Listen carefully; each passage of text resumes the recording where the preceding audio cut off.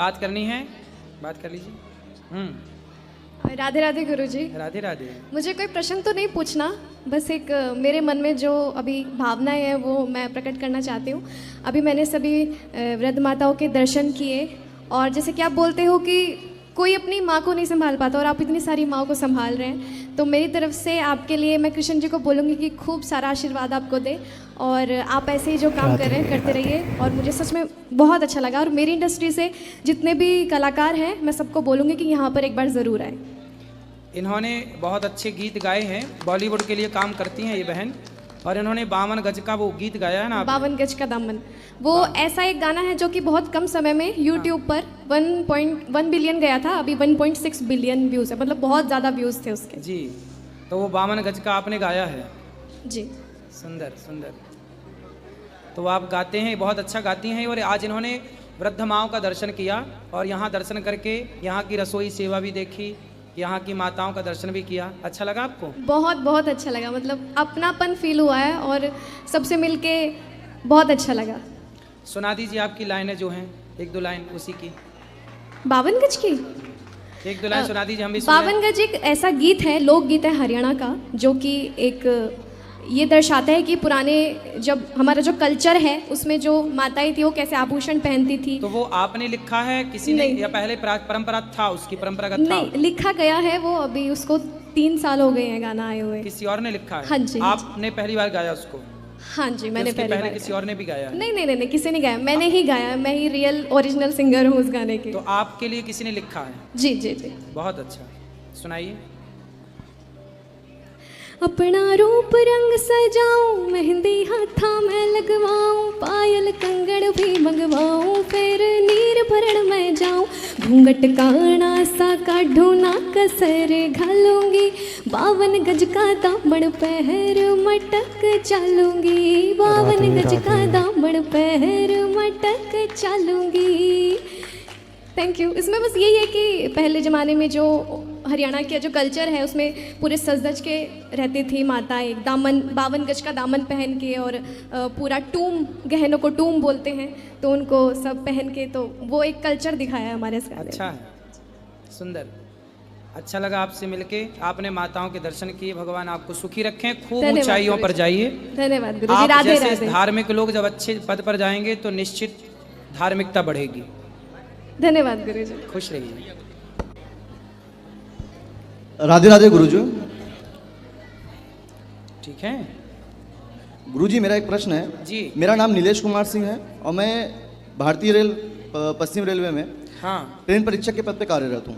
ठीक है गुरुजी, मेरा प्रश्न इसलिए है कि अगर जो सरकारी नौकरी लग जाती है तो घर वालों की तरफ से एक जो डिमांड होता है दहेज का, ये कहाँ तक सही है? तो आपको दहेज लेना है कि नहीं? नहीं, लेना नहीं है। इसके वजह से ना मेरी लाइफ एकदम बिगड़ चुकी है। क्यों? क्योंकि घर वालों ने ऐसी हमारी लाइफ में ऐसी प्रॉब्लम क्रिएट की है। क्यों, क्या प्रॉब्लम है बताओ? घर वाले का कहना है कि दहेज लेके ही शादी करनी है। अच्छा, कितना मांग रहे हैं?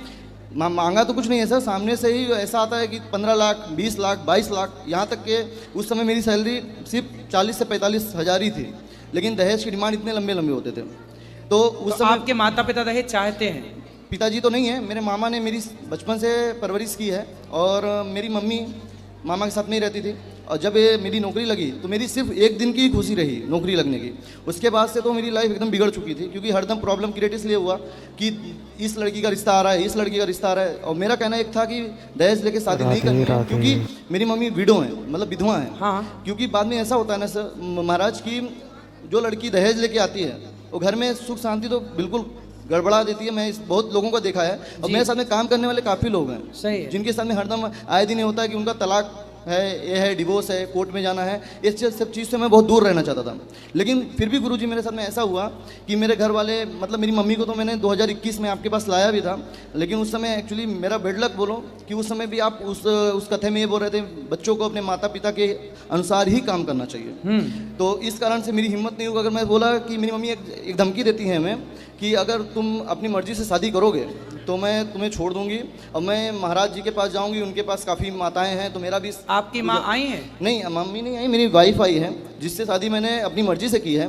और कोर्ट मैरिज सर मुझे करना पड़ा, मजबूरन थी, क्योंकि मेरे घर में आए दिन झगड़े इसलिए होते थे कि मुझे दहेज लेना है और शादी करना है। तो फिर आपने दहेज नहीं लिया? नहीं, मैंने कोर्ट से शादी की और लड़की को डायरेक्ट फिर अपने पास लाया।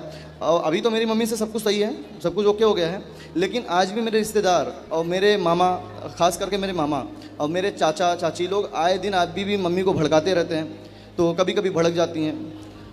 आपकी माँ को कहना, मेरी ये वीडियो अपनी माँ को सुनवाना कि देखो कितना अच्छा बेटा है ये। आज के समाज में सच बताएं, बच्चे दहेज नहीं चाहते।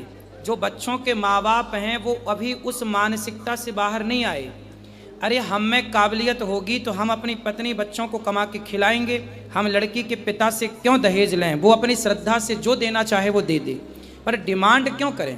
ये तो बहुत अच्छा बच्चा है कि दहेज नहीं लेना चाहता, दहेज की दीवार को गिराना चाहता। ऐसे बच्चे तो भारत में हर घर में होने चाहिए। लेकिन गुरुजी एक कारण ये भी रहा कि दहेज ना जो मुझे नहीं लेना था, इसलिए कि मैंने बताया कि मेरे ऑफिस में मैंने काफ़ी लोगों को देखा है कि कोर्ट कचहरी को चक्कर लगाना, 30 लाख लेते हैं, बाद में डिवोर्स जब फाइल होती है तो डिवोर्स जब फाइल होती है तो 50 लाख 60 लाख इन सब चीज़ों से तो बचना था। आपकी पत्नी आपकी पसंद से आई है? बिल्कुल, मैं अपने पसंद से, मैं किसान के घर से, मतलब फिलहाल मैं तो कहूँ मेरी मम्मी को ऐसा लगता था कि लड़का मेरा मनपसंद शादी करना चाहता है, इसलिए दहेज के लिए खिलाफत दिखा रहा है, दिखावा कर रहा है। लेकिन मेरा ऐसा नहीं था। मेरा कहना था ठीक है, मेरी पसंद से शादी नहीं करनी कोई बात नहीं, लेकिन शादी करूँगा तो किसान के घर की लड़की होनी चाहिए या गरीब घर की लड़की होनी चाहिए।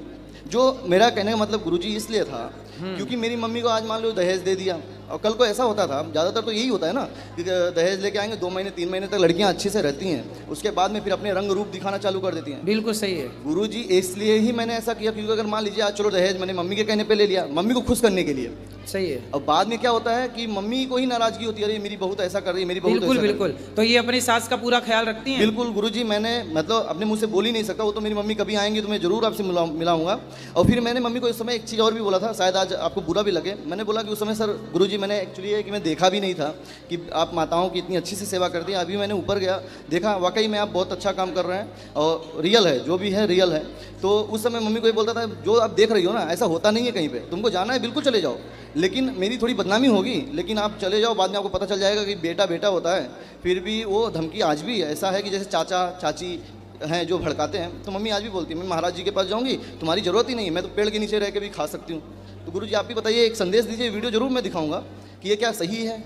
आपकी माँ आएंगी तो मैं माँ को समझाऊंगा कि ऐसा बेटा सबके घर में होना चाहिए, और आपकी पत्नी से बात कराइए। बिल्कुल। राधे राधे गुरुजी। राधे राधे।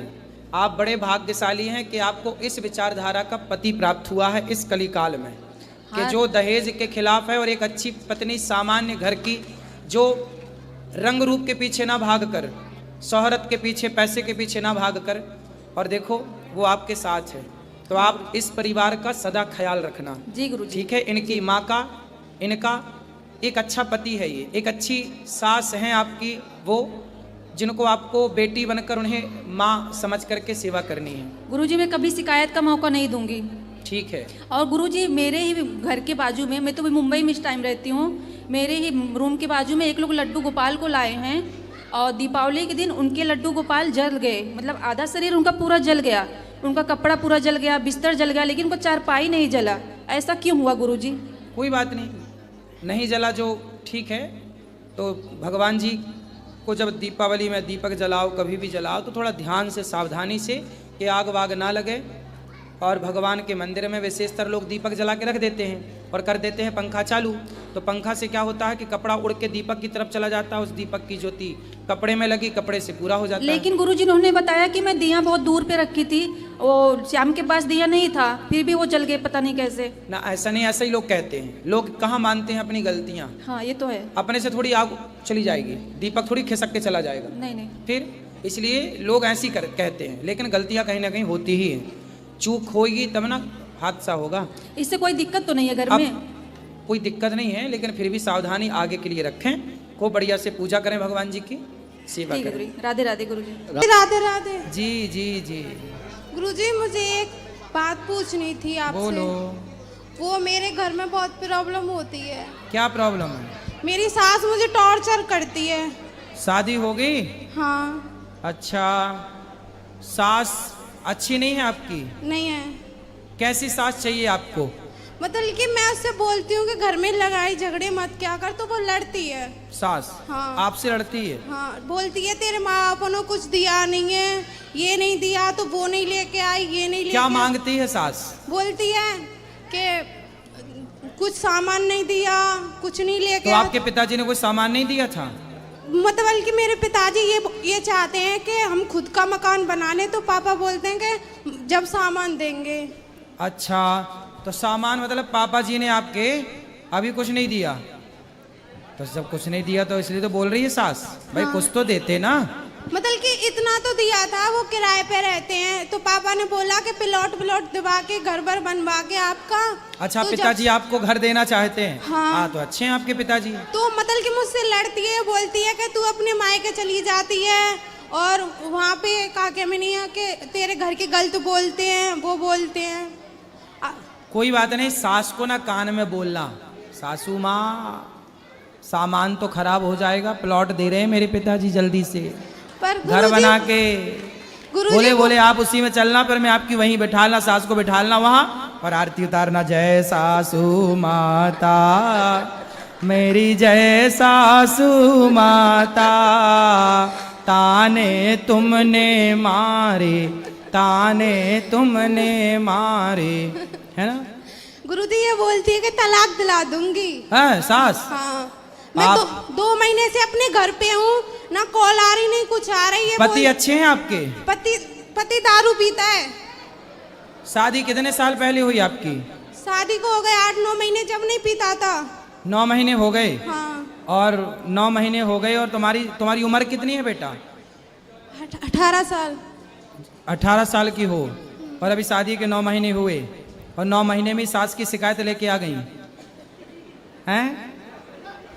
बेटा ऐसी गृहस्थी नहीं चलती, गृहस्थी चलाने के लिए ना बेटा, सास देखो जो कहती है वो अलग विषय है, लेना देना अलग विषय है, लेकिन आपको अपने पति के साथ रहना चाहिए।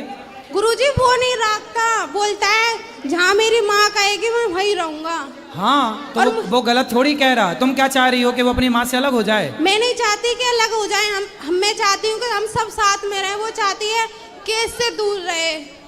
तो आप अपने पति के पास रहो, और पति अपनी माँ के पास है, वो बिल्कुल ठीक है आपका पति, वो लेने लेकिन नहीं शराब आते थे। पीता है। आप एक काम करना, पति को लेके आना, मैं समझाऊंगा। गुरुजी मैंने आपकी वो कथा सुनती हूँ, तो मतलब कि बोलता है हाँ तू भी ऐसी है, ऐसी बन जाएगी तू भी, मतलब तुम मतलब कि गाली देते हैं वो सब। कोई बात नहीं, आपको पति को मेरे पास लेके आना, मैं उससे बात करके समझा के ठीक करूंगा। और आपको ना ऐसे घर छोड़ना नहीं है, ठीक है? आपको अपने पति का साथ देना चाहिए, पति के साथ रहना, आपको बोलना नहीं है। पति को ले आना, मैं भी उसको चुप रहना सिखाऊंगा। गुरुजी वो लेके जाएगा तभी तो जाऊंगी। अरे वो आप ये बताओ कि आप जब मायके आई तो उससे पूछ के आई थी अपने पति से? छोड़ के गया था मुझे। छोड़ के गया था, तो फोन लगाओ कि चल लेके जा। फोन लगाती हूँ मैं, नंबर ब्लॉक कर देता है, यूँ कहता है मेरे पास कॉल मत किया कर। तो बोले किसके पास करें? तो बोलता है कि मुझे तलाक चाहिए तुझसे, मेरी माँ बोलती है। ये माँ तलाक दिला के ही मानेगी लगता है सासू में। ले आना सास को मेरे पास, पाप लगेगा, नरक जाएगी ऐसी सास जो बेटे का तलाक कराने बहुत बैठी है। टॉर्चर करती है, बोलती है तू यहाँ से चली जाए, जब से तू आई है ना, जब से मेरे घर की लक्ष्मी चली गई। गुरुजी बहुत झगड़ा करती है वो मेरे साथ। आप मेरे पास ला सकती हो अपनी सास को? वो नहीं आई गुरुजी। कहाँ की है? बल्लभगढ़ की। बल्लभगढ़ की? मैं खुद आऊंगा सास से मिलने, ठीक है? देना पता, मैं पहुंचूंगा ऐसी सास को समझाने।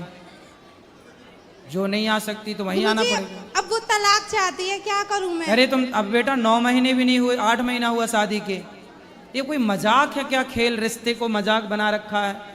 ऐसे लोगों को ना मिर्ची का धुआं देना जरूरी है। गुरुजी मैं उससे साला जब तलाक काहे देना है भाई? 9 महीना हुआ शादी के, शादी के पहले ही विचार करते, शादी ना करते, शादी करके तलाक काहे देना? तलाक वलाक नहीं देना है, सास को ठीक करो समझा बुझा के। ये बोलती है कि तू मेरे लड़के के लायक नहीं है, मैं दूसरी शादी करूंगी। तब बोली आंखें तब फूटी थी शादी के पहले? छोरी तब अंधी थी क्या? ये बोलती हूँ ना तो मुझे मारती है। मारेगी? तुम ना बोलना ऐसे, मैं ही बोल सकता हूँ। ऐसे तुम ना बोल देना। सास को कहना देखो बताओ, ये बुढ़ी अंधी थी क्या तब? तब नहीं दिख रहा था कि ये लड़की की योग्य है, लड़के की कि नहीं? बताओ, उसकी जिंदगी खराब करने पे तुली है सास। गुरुजी मेरे घर के गरीब हैं, जितना उन पे बनता है मुझे देते हैं। ठीक है, पर वो ना ये कहती है कि तू वो नहीं लेके आई, वो नहीं लेके आई। मैं बोलती हूँ जैसे मेरे घर के इन पे बनता है मुझे दे तो देते हैं वो। सही है, आप अपनी जगह सही हो। इसलिए कहते हैं ना बेटा, दहेज मांगने वालों से, ये दहेज के लालची लोगों से ब्याह ही नहीं करना चाहिए। सिंपल फंडा।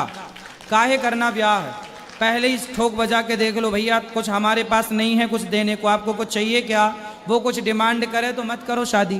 पता है गुरुजी, जब शादी हुई थी ना तो बोलती थी मुझे कुछ नहीं चाहिए, बस मुझे लड़की चाहिए। अच्छा। और जब वो मुझे और अब बयान बदल दिए? हाँ, और जब मुझे वो टॉर्चर करने लगी तो मेरे पापा ने पहले तो मांगती थी कि गाड़ी चाहिए। मेरे पापा ने बोल दिया कि गाड़ी दिला दूंगा मैं, जमीन दिला दूंगा, घर बनवा दूंगा। तो बोलती है कुछ नहीं होगा, हमें कुछ नहीं चाहिए, तुझसे तलाक चाहिए। पकड़ के मेरे पास लाना, बोलना कि मैं तलाक तब दूंगी जब पहले गौरी गोपाल चलोगे। ले आना, बुढ़िया को मैं समझाऊंगा। तलाक दिलाना चाह रही है, मैं समझाऊंगा। ले आना, बोलना तलाक तब मिलेगा जब पहले गौरी गोपाल चल के बात करोगी। लाना मेरे पास दोनों, पति को भी लाना और सासू माँ को भी ले आना। अगर घर वाले कुछ बोलते हैं ना तो गाली देती है। मेरी माँ है ये रही, अगर मतलब की बात करे ना तो बोलती है हमसे बात मत कर, इतनी गाली देती है गुरुजी बहुत। पर तुम मायके मत रहो बेटा, तुम ससुराल में ही रहो, वहीं रहो पति के तो पास। गुरुजी ससुराल भी तो जब रहना चाहिए जब कोई परेशान ना करे। बात तो ठीक है आपकी, पर फिर भी अभी समय बहुत कम हुआ है शादी का। साथ में रहो, शायद रहते रहते सब ठीक हो। थोड़ा प्रयास करना चाहिए। देखो, रिश्ते तोड़ना तो आखिरी ऑप्शन है, लेकिन उसके पहले हमें पूरी कोशिश करना चाहिए कि हम रिश्तों को निभा सकें। गुरुजी मैं तो बहुत कोशिश कर रही हूँ पर वहाँ से कुछ तो मायके में रह के क्या कोशिश होगी बेटा? मैं खूब फोन करती हूँ कि मुझे ले जाओ ले जाओ, मैं आ रही हूँ। अब मेरे भाई से बोला तो फोन तो आप खुद जाओ ना, वो ससुराल है आपका, घर है आपका, जाओ, आपका अधिकार है वहाँ जाने का, जाओ। अगर मैं चली भी जाती हूँ ना तो एक दिन मैं चली गई थी ऐसे, तो वहाँ पे गेट पे ही खड़ी रही थी, घर में नहीं घुसने दिया था उसने। तो आप भी गेट में खड़ी रहती? मैं आ गई, आप बोलती मैं आ गई, माँ मैं आ गई।